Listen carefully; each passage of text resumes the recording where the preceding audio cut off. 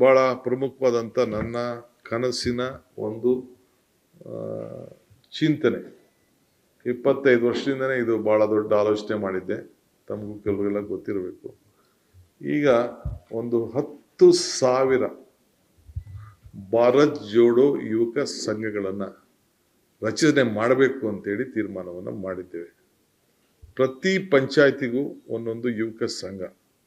ಆ ಯುವಕ ಸಂಘದಲ್ಲಿ ಕನಿಷ್ಠ ಒಂದು 150ರಿಂದ 200 ಜನ ಇರ್ತಾರೆ. ಒಂದು ಪಂಚಾಯತಿ ಒಂದು ಸಂಘ. ಮಿಕ್ಕಿದ್ದು ಅರ್ಬನ್ನಲ್ಲಿ ಸುಮಾರು 6,000 ಪಂಚಾಯತಿ ಇದೆ.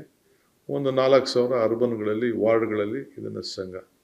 ಇದು ಸ್ಪೋರ್ಟ್ಸ್ಗೆ, ಕಲ್ಚರಲ್ಗೆ ಮತ್ತು ಅವ್ರದ್ದೇನೇ ಆದಂಥ ನಾಟಕಗಳಿರ್ಬೋದು, ಸಾಂಸ್ಕೃತಿಕಗಳಿರ್ಬೋದು, ಅವರ ನಾಯಕತ್ವವನ್ನು ಬೆಳೆಸ್ಕೊಳ್ಲಿಕ್ಕೆ ಮತ್ತು ಒಂದು ಕ್ರೀಡಾ ಮನೋಭಾವನ ಇಟ್ಕೊಂಡು ಮತ್ತು ಎಲ್ಲ ನಮ್ಮ ಸೋಷಿಯಲ್ ಹಾರ್ಮನಿ ಇದನ್ನು ಅದಕ್ಕೋಸ್ಕರ ಭಾರತ್ ಜೋಡೋ ಯುವಕ ಸಂಘ ಅಂಥೇಳಿ ಈ ಪ್ರಾರಂಭ ಮಾಡಬೇಕು ಅಂತೇಳಿ ಮಾಡಿದ್ದೇವೆ.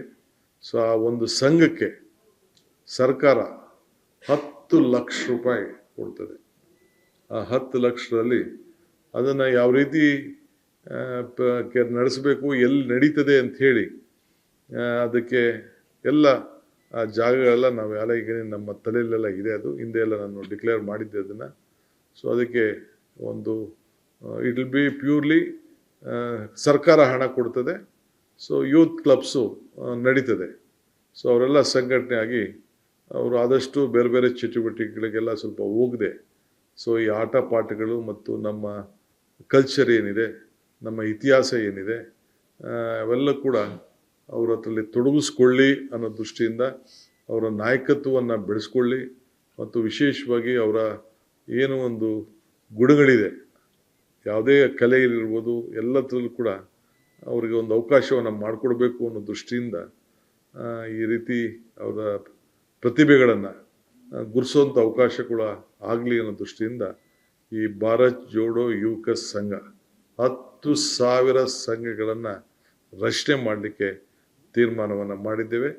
ಅದಕ್ಕೆ 10 ಲಕ್ಷ ರೂಪಾಯಿ ಒಂದು ಪಂಚಾಯತಿಗೆ, ಒಂದು ಸಂಘಕ್ಕೆ ಕೊಡಬೇಕು ಅಂಥೇಳಿ.